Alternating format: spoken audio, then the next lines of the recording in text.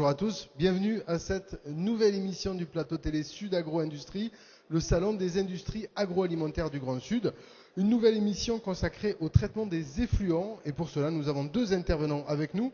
Erwan Trotou, bonjour. Bonjour. Vous êtes le fondateur de la société Sapoval. Et à vos côtés, nous avons Emmanuel Trouvé, bonjour. Bonjour. Vous êtes le fondateur et également directeur de la société Nereus. Alors, on va s'intéresser avec vous aux différentes technologies qui peuvent accompagner les professionnels de l'agroalimentaire en ce qui concerne le traitement des effluents. Et on va commencer avec vous, Erwan Trotou. Votre entreprise a été créée en 2013 sur une innovation dans la gestion des déchets issus des eaux usées. Plus précisément, en quoi consiste cette innovation ? Alors, on a développé effectivement un procédé de saponification des déchets gras issus des eaux usées. L'idée, en fait, elle est de casser les molécules de graisse pour derrière les transformer en un savon. Alors, c'est pas un savon que vous allez réutiliser, mais c'est un savon qui va permettre de mieux faire fonctionner soit les stations d'épuration, soit les unités de méthanisation. L'idée, c'est qu'on casse des molécules complexes à dégrader, on les rend liquides, quasiment inodores et facilement biodégradables pour les réutiliser comme une matière première qui va mieux faire fonctionner ces procédés biologiques. Alors, quels sont vos clients ? Aujourd'hui, donc, Sapoval intervient sur deux fronts, on va dire. Une première typologie de clients, ça va être les métiers de bouche, restauration collective, boucherie-charcuterie, petite industrie agroalimentaire, ou sur ex-Midi-Pyrénées, sur Occitanie, on va dire. Aujourd'hui, on est capable de leur proposer un service de gestion de ces déchets gras. Et après, on a une deuxième typologie de clients qui sont les agro-industriels et les stations d'épuration urbaine. 90% de notre clientèle d'ailleurs est agro-industrielle aujourd'hui, où on leur propose des installations fixes pour gérer ces déchets gras directement sur leur site. Très bien, votre procédé, c'est la saponification. Voilà, exactement. On saponifie, donc on hydrolyse chimiquement les graisses et derrière, ça leur permet des économies et moins de nuisances sur la gestion de ces déchets. Alors, la saponification, c'est une technique qui existe depuis l'Antiquité. En quoi votre technique à vous est innovante ? Alors, effectivement, elle existe depuis l'Antiquité pour faire des savons à base d'huile d'olive ou d'autres types de gras. Par contre, dans le domaine de l'épuration, elle n'avait jamais été très développée. Expérimentée, mais pas plus. Notre innovation, nous, elle réside déjà de l'avoir standardisée. Premièrement, de l'avoir mis sur une unité mobile et de l'avoir automatisé, puis d'avoir transféré cette technologie à une bien plus grande échelle pour l'installer sur des unités agro-industrielles, tout en gardant cette automatisation pour avoir à la fois un fonctionnement simplifié et des coûts de fonctionnement très maîtrisés. Donc vous êtes dans la portabilité de cette technologie en quelque sorte. Exactement. Alors à vos côtés, nous avons Emmanuel Trouvé. Je rappelle que vous êtes le directeur fondateur de la société Nereus et vous êtes dans le tri des effluents liquides, c'est-à-dire ? Après avoir pendant plusieurs décennies progressé dans le tri des déchets solides, il est temps de progresser dans le tri des déchets liquides. En ce qui nous concerne, ce tri consiste tout simplement par des séparations physiques et filtrations physiques successives à récupérer en premier lieu toute l'eau qui est contenue dans les effluents et ensuite de recueillir d'autres ingrédients comme par exemple du phosphore ou d'autres éléments fertilisants.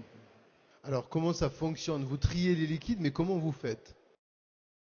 Eh bien, les liquides passent en premier lieu sur un tamisage pour récupérer séparément une partie solide et une partie liquide. Cette partie liquide, on utilise des membranes de nanofiltration céramique pour extraire de l'eau et on peut éventuellement compléter pour avoir de l'eau pure par une étape de finition sur osmose. Et tout ça, la nouveauté, c'est qu'on le fait avec 5 fois moins d'énergie que toutes ces technologies auparavant. Alors de la nanofiltration avec le disque solide que vous avez là, ça veut dire que finalement l'eau passe à travers, mais pas tous les effluents qui peuvent être dans l'eau, quoi.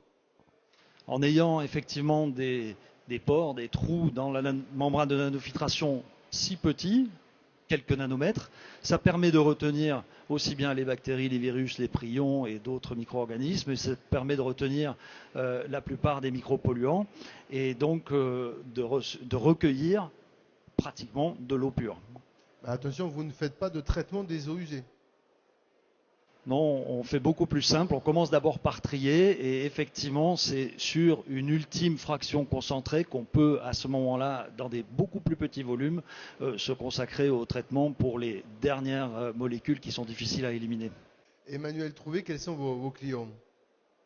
Alors on retrouve les producteurs de biogaz, dont on trie les digestats, les éleveurs, dont on trie les lisiers, et les industries agroalimentaires, dont on trie les effluents, en cherchant à chaque fois le plus possible à récupérer sur le site l'eau et les ingrédients d'intérêt pour le site. Alors, on a parlé tout à l'heure des avantages de votre technologie, c'est notamment de pouvoir faire des économies d'énergie, c'est bien ça? Oui, pour le dire concrètement, lorsqu'on reçoit de l'eau chaude à l'issue des différents nettoyages et que grâce à cette membrane céramique, on peut recycler de l'eau encore chaude, eh bien, on récupère en même temps l'eau et de l'énergie, et donc on fait des économies aussi sur l'énergie. Très bien. Alors, messieurs, vous êtes donc des fournisseurs pour les entreprises agro-industrielles, les agroalimentaires.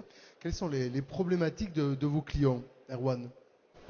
Alors, aujourd'hui, sur cette thématique environnement, gestion des effluents, je dirais que les deux moteurs de nos clients, c'est le levier réglementaire et le fait de pouvoir répondre à leurs obligations réglementaires en termes de rejet.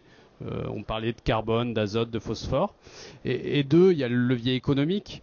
Tous nos clients sont sans cesse dans des démarches d'amélioration, d'économie d'énergie, d'économie d'eau et de plus en plus aussi d'économie de pollution.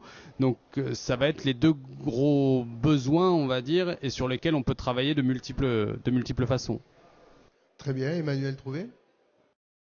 Je pense qu'ils sont aussi très motivés par pérenniser leur activité, en particulier dans un contexte où avec le changement climatique, il y a des questions sur la disponibilité de la ressource en eau en quantité et en qualité, et aussi de pouvoir s'inscrire dans des démarches d'économie circulaire sur d'autres constituants. Quand ils voient que finalement trier c'est moins cher que de ne pas trier, je pense qu'ils sont très très motivés. Il y a un gros problème aujourd'hui de sensibilisation des industriels sur ce sujet-là.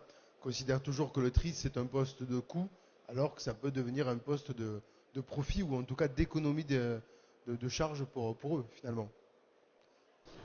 Effectivement, la station d'épuration sur un site agro-industriel, hein, c'est souvent uniquement vu comme un poste de coût. Il y a beaucoup d'axes d'amélioration, de gains, alors qu'ils soient énergétiques. On en a parlé, c'est un exemple. L'aération d'une station d'épuration, c'est un poste énergétique très fort, qui soit en termes de consommation de réactifs, de gestion des sous-produits. On parlait des graisses, il y a les boues. Aujourd'hui, voilà, il y a beaucoup de technologies innovantes. On a parlé un peu de la méthanisation, qui est aussi un système de valorisation énergétique de ces matières-là, qui permettent à l'industriel, qui n'est pas un traiteur d'eau, ça, on en est conscient, c'est pas son métier, mais de l'accompagner sur ces thématiques et de générer des économies, des gains environnementaux et une sécurisation de ça. Au final, parce que c'est ça l'objectif, hein, c'est de sécuriser sa production et son activité principale, qui est la production agroalimentaire. Très bien, donc il ne faut pas qu'ils hésitent à venir vous demander conseil dans le traitement de leurs effluents et de leurs eaux usées.